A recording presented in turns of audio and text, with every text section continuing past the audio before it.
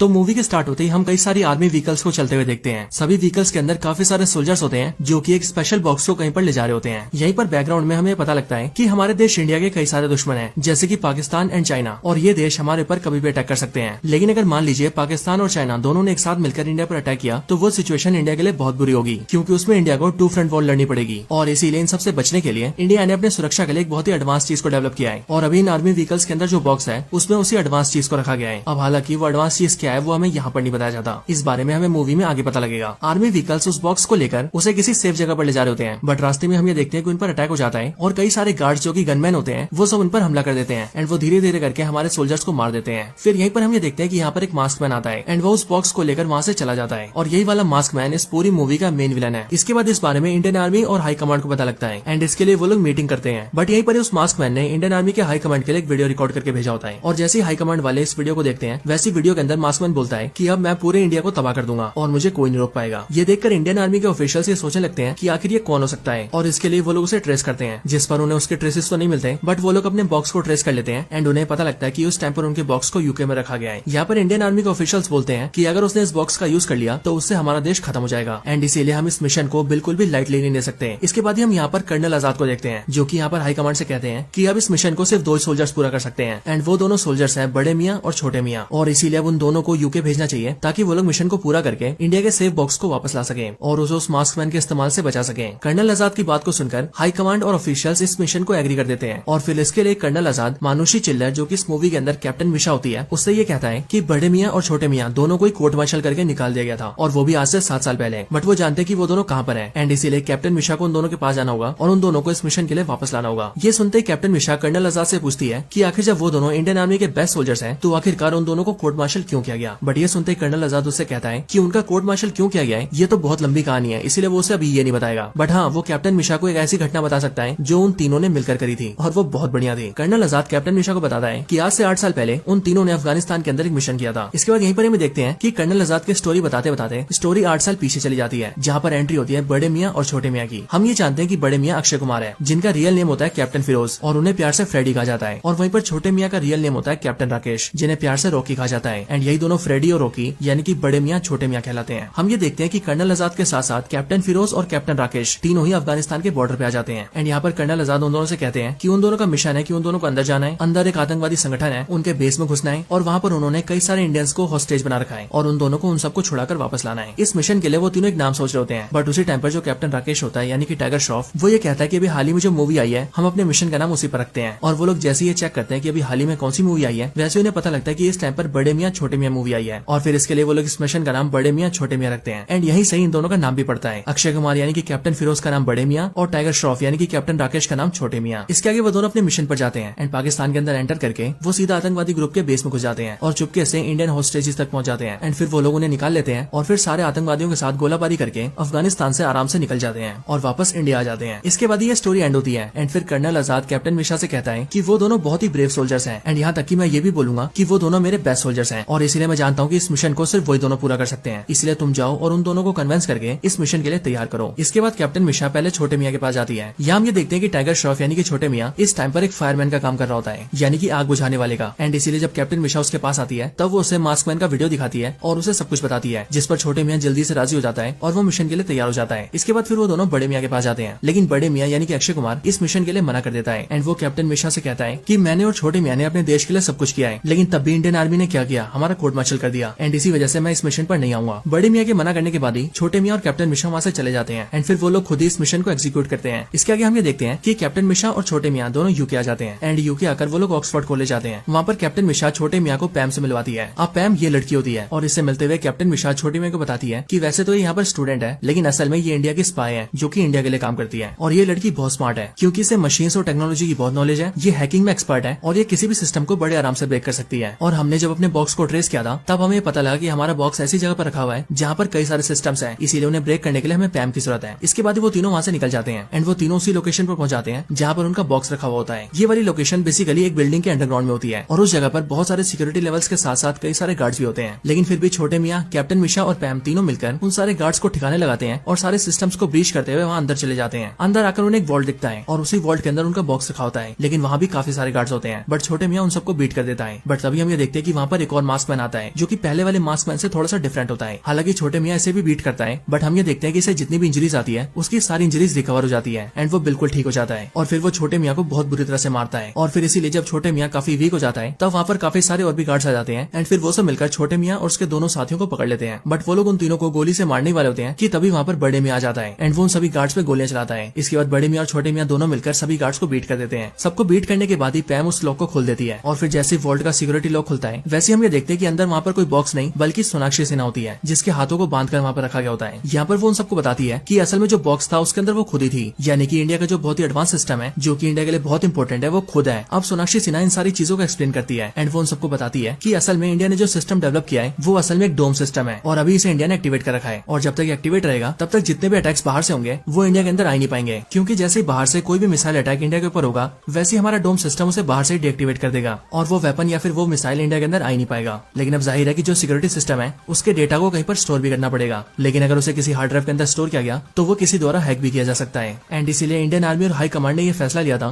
कि वो लोग डोम के डेटा को सोनाक्षी सिन्हा के दिमाग में इनक्रिप्ट करेंगे ताकि जब भी जरूरत हो तो सोनाक्षी सिन्हा के दिमाग से कनेक्ट करके वो सभी डोम के डेटा को इनक्रिप्ट और डिक्रिप्ट कर सके। एंड इसी डोम का नाम दिया गया था करण कवच, जो कि इंडिया को हर बाहरी खतरे से बचाता। और इस करण कवच के डेटा को सोनाक्षी सिन्हा के दिमाग में इसलिए डाला गया क्योंकि वो भी इंडियन आर्मी की सोल्जर थी। लेकिन यहाँ पर हम ये देखते हैं कि जब बड़े मियाँ इन सारी बातों को सुनता है तब उसे इन बातों पर शक होता है एंड वो छोटे मियाँ और बाकियों से कहता है कि अगर मास्क मैन को करण कवच का डेटा ही चाहिए था तो वो सिंपली सोनाक्षी सिन्हा के दिमाग से उसे निकाल सकता था और अब तक तो उसे निकालकर सोनाक्षी को मार भी देना चाहिए था। लेकिन उसने ऐसा कुछ भी नहीं किया और बल्कि ऐसा करने की बजाय उसने सोनाक्षी को उस वॉल्ट के अंदर कैद करके रखा और देखने से तो ऐसा लग रहा है कि वो हमारे आने का इंतजार कर रहा था। यहाँ पर ये लोग ये बातें कर ही रहे होते हैं कि तभी उन पर एक सडन अटैक होता है एंड तभी हम ये देखते हैं कि वो मास्क मैन यानी कि वही बंदा जिसने सोनाक्षी को उठाया था वो यहाँ पर अपनी टीम के साथ आता है और वो बड़े मियाँ, छोटे मियाँ और बाकी सबको लेकर कैप्चर कर लेता है और उन सबको अपनी जगह पर ले जाता है। यहाँ पर वो उन सभी को चेन से बांध देता है एंड फिर इसके बाद ही वो बड़े मियाँ और छोटे मियाँ के सामने आता है और अपने मास्क को हटाता है। एंड देन फिर बड़े मियाँ और छोटे मियाँ जानते हैं कि वो पर्सन और कोई नहीं बल्कि कबीर है, जो कि उनका पहले दोस्त हुआ करता था। और यहाँ पर मास्क मैन यानी कि कबीर बड़े मियाँ और छोटे मियाँ से कहता है कि ये सब उसने उन दोनों से बदला लेने के लिए किया है। यहाँ पर इन दोनों से थोड़ी बातें करने के बाद ही मास्क मैन यानी कि कबीर डॉक्टर मिश्रा से कहता है कि मैं जानता हूँ कि तुम्हें यहाँ पर कुछ भी समझ नहीं आ रहा होगा और तुम ये सोच रही होगी कि आखिर ये सब चल क्या रहा है। और फिर इसीलिए कबीर डॉक्टर मिश्रा को सबको समझाता है। अब स्टोरी आज से 7 साल पीछे जाती है, जहाँ पर हम ये देखते हैं कि बड़े मियाँ, छोटे मियाँ और कबीर तीनों ही दोस्त होते हैं। जहाँ पर बड़े मियाँ और छोटे मियाँ तो सोल्जर्स होते हैं, लेकिन जो कबीर होता है वो एक बहुत ही बड़ा बिजनेसमैन होता है जो कि यूके से अपने बिजनेस को ऑपरेट करता है और वो बेसिकली इंडियन आर्मी के लिए वेपन्स बनाता है। यहाँ पर हम ये देखते हैं कि कबीर इंडिया में आता है एंड वो यहाँ पर आकर सबसे मिलता है और इंडियन आर्मी और हाई कमांड के साथ मीटिंग करता है और फिर यहाँ पर ही वो अपने एक बड़े प्रोजेक्ट को रिवील करता है। इस मीटिंग के अंदर बड़े मियाँ, छोटे मियाँ, कर्नल आजाद, आर्मी जनरल और हाई कमांड के काफी मेंबर्स होते हैं। एंड इसी मीटिंग के अंदर कबीर ये खुलासा करता है कि वो 15 सालों से एक प्रोजेक्ट के ऊपर काम कर रहा था और उस प्रोजेक्ट का नाम है सोल्जर एक्स। और इसी सोल्जर एक्स को एक्सप्लेन करते हुए वो सबसे कहता है कि काफी सारे वॉर्स और मिशंस के अंदर इंडिया के सोल्जर्स मारे जाते हैं जिससे हमारा काफी नुकसान होता है और इसीलिए उसने अपना सोल्जर एक्स बनाया है। और इसके अंदर वो बेसिकली इंडिया के सोल्जर्स का डीएनए लेगा और उनसे उनका ह्यूमन क्लोन बनाएगा, जो क्लोन बेसिकली ह्यूमंस तो नहीं होंगे लेकिन ह्यूमंस की तरह दिखने वाले रोबोट जैसे होंगे। इसके बाद वो यहाँ पर 2 प्रोटोटाइप दिखाता है जो कि बड़े मियाँ और छोटे मियाँ के होते हैं एंड वो सभी को बताता है कि ये दोनों हमारी आर्मी के सबसे बेस्ट सोल्जर्स हैं और मेरे पास इन दोनों का डीएनए है और इसीलिए मेरा ही प्लान है कि मैं इन दोनों जैसे सैकड़ों और हजारों सोल्जर्स बनाऊंगा जो कि इन्हीं की तरह ट्रेंड और स्किल्ड होंगे और बहुत ही पावरफुल होंगे। और फिर कुछ टाइम बाद ही मैंने इतना अपग्रेड कर दूंगा कि ये लिटरली अमर हो जाएंगे, मतलब कि इन्हें मारना भी इम्पॉसिबल होगा और फिर इस तरह से इंडियन आर्मी बहुत पावरफुल बन जाएगी। और इसके बाद हम न सिर्फ अपने दुश्मनों को मारेंगे बल्कि उसके अलावा पूरी दुनिया के अंदर कोई भी ऐसा देश नहीं होगा जो कि इंडिया से लड़ने की हिम्मत करेगा। लेकिन इस मीटिंग के अंदर हम ये देखते हैं कि हाई कमांड के मेंबर्स, आर्मी जनरल और कर्नल आजाद इस प्रोजेक्ट के लिए मना कर देते हैं एंड वो सिंपली कबीर के सोल्जर एक्स प्रोग्राम को अप्रूव नहीं करते हैं। ये देखकर कबीर को शौक लगता है और वो सोचता है कि आखिरकार ऐसा क्यों हो रहा है और इसीलिए वो कर्नल आजाद से पूछता है कि आखिर वो लोग ऐसा क्यों कर रहे हैं। उसने तो ये बहुत ही पावरफुल चीज बनाई है, इसीलिए इंडियन आर्मी को तो इसे एक्सेप्ट करना चाहिए। इसके साथ ही कबीर कर्नल आजाद से कहता है कि मेरे इस प्रोग्राम के बाद इंडियन आर्मी बहुत स्ट्रॉन्ग हो जाएगी और सोचिए इन सारे ह्यूमन क्लोन्स का कंट्रोल आपके हाथों में होगा। बट ये सुनते ही कर्नल आजाद कबीर से कहता है कि यही तो सबसे बड़ी प्रॉब्लम है, क्योंकि मान लो अगर कंट्रोल मेरे हाथ में होता है और मैं ही गद्दार निकल जाता हूँ तो तब तो इंडिया देश ही खत्म हो जाएगा। इसके अलावा तुम्हारे बनाए हुए ह्यूमन क्लोन्स की वजह से देश के अंदर तख्ता पलट भी हो सकता है और पूरी कंट्री में मिलिट्री रूल आ सकता है, क्योंकि एज ऑफ कोर्स मिलिट्री के पास इतनी सारी पावर्स होना बिल्कुल भी ठीक नहीं है। और इन सबके भी ऊपर इंडियन सोल्जर्स पूरी दुनिया से अलग है और इंडियन सोल्जर्स को जो चीज अलग बनाती है वो है हमारा जमीर, क्योंकि हमारे सोल्जर्स के अंदर इंसानियत है और इसीलिए हम दूसरे देश के सोल्जर्स को भी एक सोल्जर की तरह ट्रीट करते हैं। हम मरते हुए इंसान को भी पानी पिलाते हैं। लेकिन तुम्हारे सोल्जर एक्स के अंदर जितने भी क्लोन्स बनेंगे वो तो इंसान ही नहीं होंगे, इसीलिए उनके अंदर कोई जमीर, कोई सिद्धांत नहीं होंगे और इसीलिए ये चीज ना तो हमारे देश के लिए ठीक है और ना ही ह्यूमैनिटी के लिए। इसीलिए तुम इस प्रोजेक्ट को बंद कर दो और कल तक इसकी रिपोर्ट हमारे सामने रखो और अगर तुमने इसे बंद नहीं किया तो हम स्ट्रिक्टली इसे बंद करवा देंगे और सब चीजों को सीज कर लेंगे। ये सुनकर कबीर को बहुत गुस्सा आता है और इसीलिए वो कर्नल आजाद के ऊपर अटैक करने की कोशिश करता है। बट ये देखते ही बड़े मियाँ और छोटे मियाँ उसे पकड़ लेते हैं और उसे नीचे पटक देते हैं एंड फिर उसे वार्निंग देकर छोड़ देते हैं।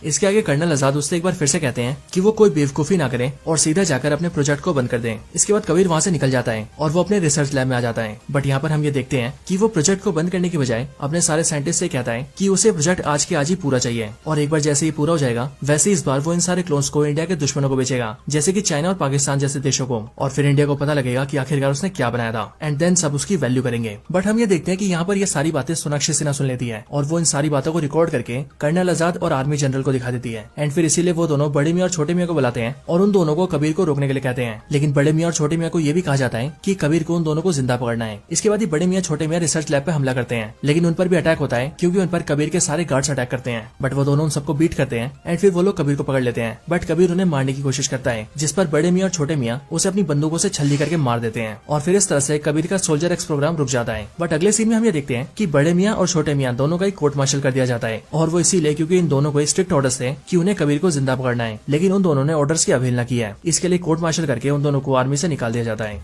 इसके बाद ये पूरी स्टोरी एंड होती है, लेकिन स्टोरी खत्म होते ही जैसे हम प्रेजेंट में आते हैं तब वहीं पर ही बड़े मियाँ और छोटे मियाँ कबीर से पूछते हैं कि उन दोनों ने तो उसे मार दिया था, तो आखिर वो जिंदा कैसे बच गया। जिस पर कबीर उन दोनों को बताता है कि असल में उसने अपना बॉडी क्लोन तैयार कर रखा था और जब उन दोनों ने उस पर हमला किया था तो उनके अटैक करते ही उसने अपने क्लोन को एक्टिवेट कर दिया और वो खुद वहाँ से निकल गया था। इसीलिए उन दोनों ने जिसे मारा वो उसका क्लोन था। बट कबीर उन दोनों को ये भी बताता है कि उसके क्लोन को बनाने में उसे 15 साल लगे थे और वो उसके लिए उसके बच्चे जैसा था और उसने उसका नाम एकलव्य रखा था, लेकिन उन दोनों ने बड़ी बेरहमी से उसे मार दिया और इसीलिए अब तो वो ना उन दोनों को छोड़ेगा ना ही उनके देश भारत को। इसके बाद ही कबीर यहाँ पर कर्नल आजाद को भी लाता है और हमें पता लगता है कि उसने कर्नल आजाद को कैप्चर कर रखा था एंड फिर यहीं पर ही वो कर्नल आजाद को मार देता है और फिर वो अपने दूसरे मास्क मैन को सामने लाता है और फिर जैसे वो सभी अपना मास्क हटाते हैं वैसे हमें पता लगता है कि वहाँ पर जो 3 मास्क मैन खड़े थे वो और कोई नहीं बल्कि बड़े मियाँ, छोटे मियाँ और कर्नल आजाद के क्लोन्स थे। उन तीनों को दिखाकर कबीर सभी से कहता है कि अब ये तीनों जो की क्लोन्स हैं इनको लेकर मैं इंडिया जाऊंगा, करण कवच को डीएक्टिवेट करूंगा और इनके जरिए पाकिस्तान और चाइना के ऊपर अटैक करूंगा, जिसके रिस्पॉन्स में वो दोनों देश मिलकर इंडिया पर अटैक करेंगे और फिर इंडिया बुरी तरह से तबाह हो जाएगा। और क्योंकि इंडिया ने पहले अटैक किया होगा इसीलिए यूनाइटेड नेशन इंडिया के ऊपर सैंक्शंस लगाएगा, जिसके बाद इंडिया को बचाने वाला कोई भी नहीं होगा। एंड फिर ये सब बोलकर वो सोनाक्षी सिन्हा और अपने तीनों क्लोन्स को लेकर वहाँ से चला जाता है और इंडिया की तरफ निकल जाता है। लेकिन जाने से पहले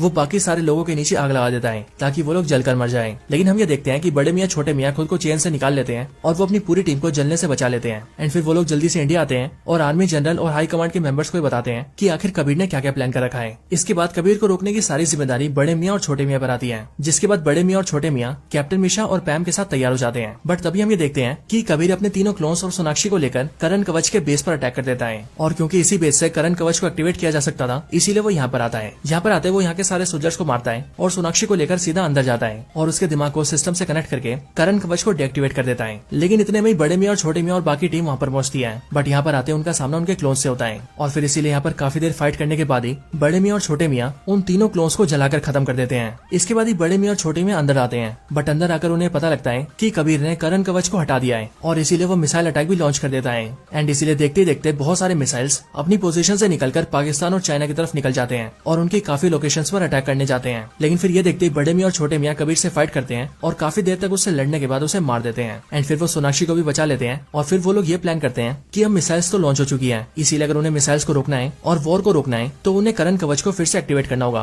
क्योंकि जैसे करण कवच एक्टिवेट होगा वैसी बॉर्डर्स पर सिक्योरिटी की लेयर आ जाएगी। इसीलिए जैसे ये सारी मिसाइल्स जाकर उनसे टकराएंगी वैसी मिसाइल्स इंडिया के बॉर्डर्स पर ही डिस्ट्रॉय हो जाएंगी। लेकिन वो लोग जैसे ही चेंजेस करने जाते हैं वैसे उन्हें पता लगता है कि कबीर ने पासवर्ड चेंज कर दिया है और इसीलिए पहले तो वो काफी परेशान होते हैं, बट फिर वो सब ये सोचते हैं कि हो ना हो कबीर ने पासवर्ड एकलव्य रखा होगा, क्योंकि कबीर को अपने क्लोन एकलव्य से बहुत प्यार था और इसीलिए वो लोग जैसे ही एकलव्य पासवर्ड डालते हैं वैसे ही उन लोगों को करण कवच का एक्सेस मिल जाता है और इसीलिए वो लोग करण कवच को एक्टिवेट कर देते हैं, जिसके बाद वो सारी मिसाइल्स इंडिया के बॉर्डर्स पर ही ब्लास्ट हो जाती है और इस तरह से एक बड़ी जंग रोक दी जाती है। इसके बाद अगले सीन में हम ये देखते हैं कि इंडियन आर्मी के अंदर बड़े मियाँ और छोटे मियाँ दोनों को फिर से ले लिया जाता है और उन दोनों का सम्मान भी किया जाता है और फिर इस तरह से सब कुछ ठीक हो जाता है। लेकिन जैसे ही मूवी का एंड आता है वैसे हम ये देखते हैं कि जब बड़े मियाँ और छोटे मियाँ ने कबीर से फाइट करके उसे मारा था तब उस टाइम पर उन्हें तो ऐसा लगा था कि वो मर गया है, लेकिन एक्चुअल में कबीर जिंदा होता है और वो मूवी के लास्ट सीन में अपनी आंखें खोलता है। लेकिन जैसे ही वो आंखें खोलता है वैसे उसके साथ ही मूवी एंड हो जाती है। हालांकि इस तरह से हमारे सामने इस मूवी के अगले पार्ट को टीज कर दिया गया है और इसीलिए अगर ये वाली मूवी अच्छा चलती है तो अगले पार्ट को भी जरूर लाया जाएगा। लेकिन तब तक के लिए this is the end of the video. तो दोस्तों यही थी वीडियो बड़े मियाँ छोटे मियाँ मूवी के ऊपर। आप सभी को इस मूवी की स्टोरी और हमारी वीडियो कैसी लगी ये आप मुझे कमेंट्स के अंदर जरूर बताना, और अगर आप सभी का कोई और रिकमेंडेशन हो तो आप वो भी मुझे कमेंट्स के अंदर बता सकते हैं। बाकी वीडियो पसंद आई हो तो उसे लाइक करें, चैनल को सब्सक्राइब नहीं किया तो भी कभी सब्सक्राइब करें, वीडियो को शेयर करना चाहते हैं तो ज्यादा से ज्यादा शेयर करें। एंड आप सभी इसी तरह से हंसते और मुस्कुराते रहें। मैं मिलता हूँ आपसे ऐसी किसी और बेहतरीन वीडियो में, तब तक के लिए गुड बाय।